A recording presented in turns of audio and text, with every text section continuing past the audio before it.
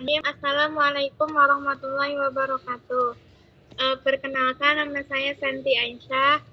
Berjumpa lagi di blog saya, yaitu santinur179blogspot.com. Di sini saya akan melanjutkan soal yang kemarin.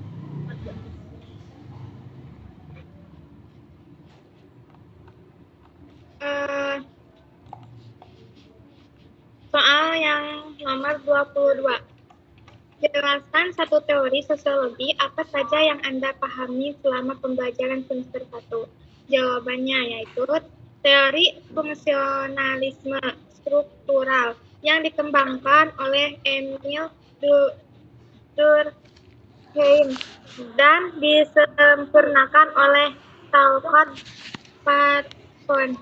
Teori ini melihat masyarakat sebagai suatu sistem yang terdiri dari berbagai bagian atau lembaga sosial yang saling bergantung, seperti keluarga, pendidikan, agama, dan ekonomi. Tiap lembaga ini memiliki fungsi yang penting untuk menjaga stabilitas dan keteraturan dalam masyarakat. Menurut teori ini, setiap bagian dalam masyarakat memiliki peran untuk memenuhi kebutuhan-kebutuhan tertentu dan menjaga keseimbangan sosial. Misalnya, lembaga pendidikan berperan dalam menyiapkan individu untuk berperan di masyarakat, sementara keluarga menyediakan dukungan emosional. Jika salah satu lembaga ini mengalami gangguan, teori ini memprediksi bahwa masyarakat akan menyesuaikan diri untuk menjaga stabilitasnya. Fungsionalisme struktural sering dikritik karena dianggap terlalu fokus pada stabilitas dan mengabaikan konflik sosial dan perubahan. Namun, teori ini membantu memahami bagaimana struktur dan keteraturan sosial terbentuk dan berfungsi dalam masyarakat. Nomor 24. Jelaskan makna semboyan Ki Hajar Dewantara beserta contohnya. Jawabannya yaitu semboyan Ki Hajar Dewantara yang terkenal adalah Ing Ngarsa Sung Tulada, artinya di depan memberi teladan. Pemimpin atau pendidik harus memberikan contoh yang baik bagi orang-orang yang dipimpinnya atau murid-muridnya. Contohnya, seorang guru yang datang tepat waktu dan rajin membaca akan menjadi contoh bagi murid-muridnya untuk disiplin dan cinta belajar. Terus, Ing Nadia Mangun Karsa, artinya di tengah membangun semangat.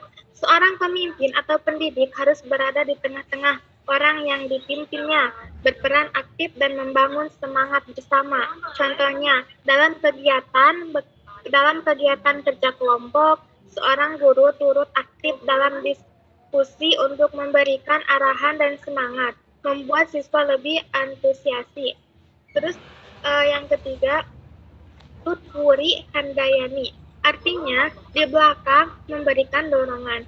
Seorang pemimpin atau pendidik harus memberikan dukungan dari belakang agar individu yang dibimbingnya dapat berkembang dan menjadi lebih mandiri. Misalnya, seorang guru memberikan kesempatan pada siswa untuk melakukan presentasi sendiri sambil memberi dorongan dan kepercayaan agar siswa berani tampil.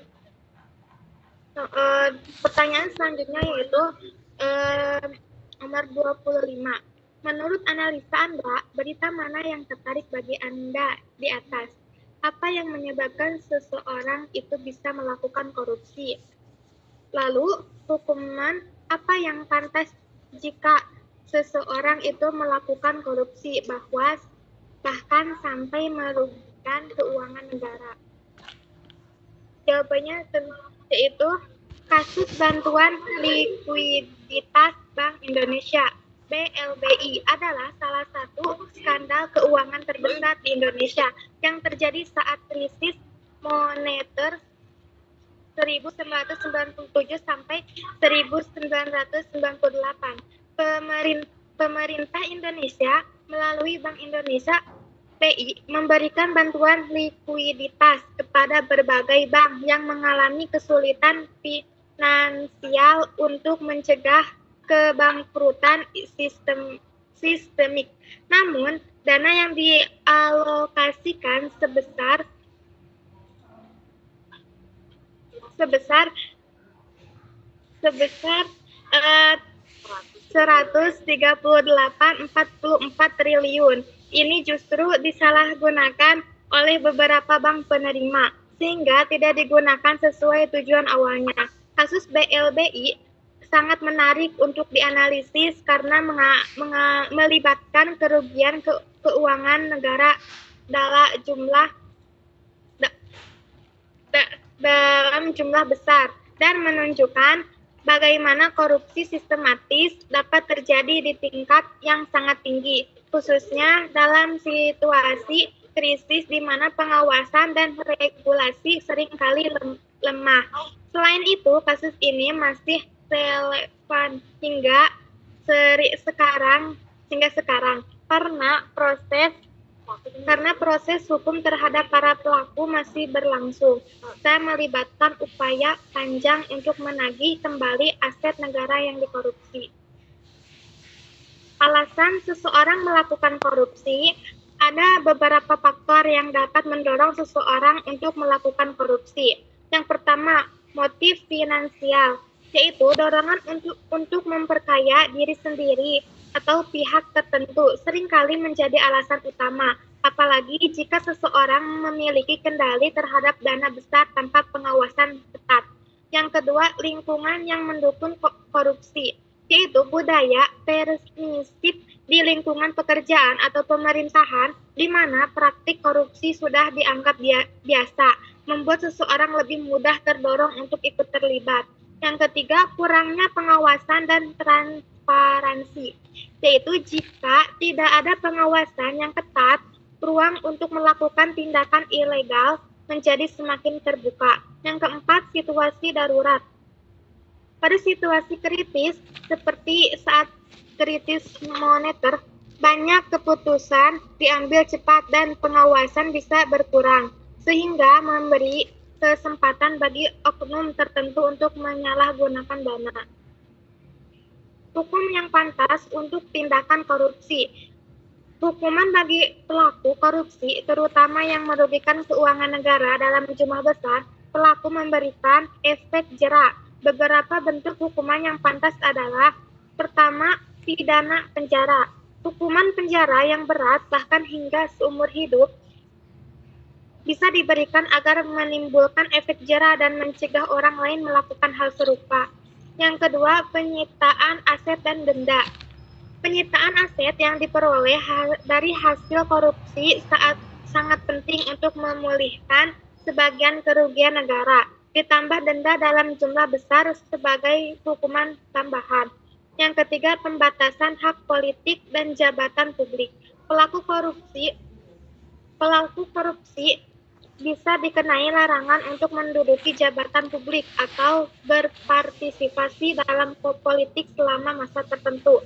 Yang keempat, publikasi identitas. Mengumumkan nama dan identitas pelaku korupsi dapat memberikan dampak sosial dan reputasi yang buruk, yang diharapkan dapat menjadi pengingat bagi publik tentang konsekuensi tindakan korupsi. Oke, terima kasih telah dijelaskan sama Mbak Santi ya. Oke, bagus ya Mbak Santi mengenai penjelasannya. Nah, kita balik lagi nih ke pertanyaan awal nih, mengenai teori sosiologi nih, mengenai fungsionalisme struktural ya, atau struktural fungsionalisme ya. Ini emang terkenalnya sama tokoh yang bernama Talcott Parsons, tapi ini biasanya untuk kelas 2 sama kelas 3 ya Mbak Santi. Tapi Mbak Santi sudah menjelaskan ini di poin kelas 1 ya. Oke, alhamdulillah, berarti hebat ya Mbak Santi ya. Nah, sebenarnya kalau untuk materi kelas 1 itu ada materinya pengantar sosiologi gitu kan, teorinya Auguste Comte, bisa Mbak Santi jelaskan ya, atau misalkan teorinya interaksi interaksi sosial, lalu misalkan teori nilai norma, atau misalkan teorinya penyimpangan sosial, pengendalian sosial ya, tapi nggak apa-apa ya. Nah, menurut Mbak Santi, Om Bom ingin bertanya, dari teorinya yang dikemukakan Mbak Santi ini, kira-kira ada nggak relevan dengan kehidupan sehari-hari di pesantren? Itu seperti apa untuk misalkan bagi kalangan pelajar? Kira-kira seperti apa Mbak Santi? Seperti pendidikan. Ya, seperti apa pendidikan? Misalkan dari teori ini ya, teori fungsionalisme struktural. Menyiapkan diri untuk masa depan, Om.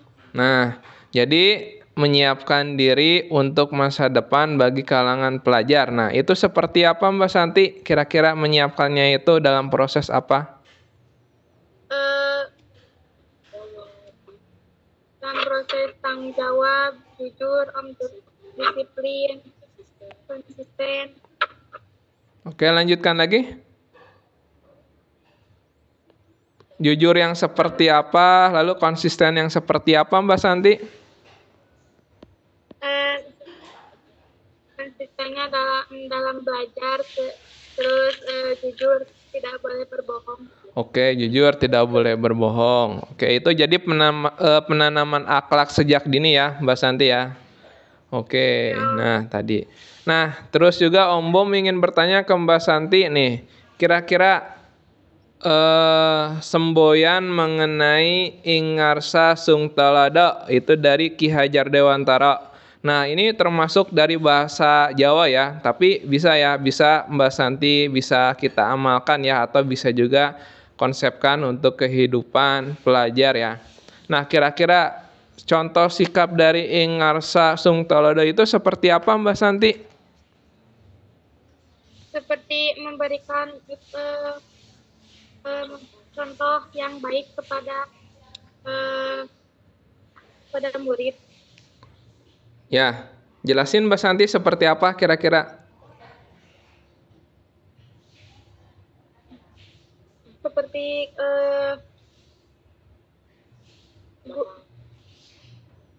Seperti guru datang tepat waktu, terus rajin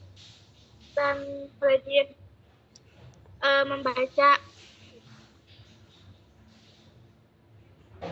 Oke, itu ya. Tadi yang telah dituliskan sama Mbak Santi ya. Misalkan tadi guru datang tepat waktu, rajin membaca ya.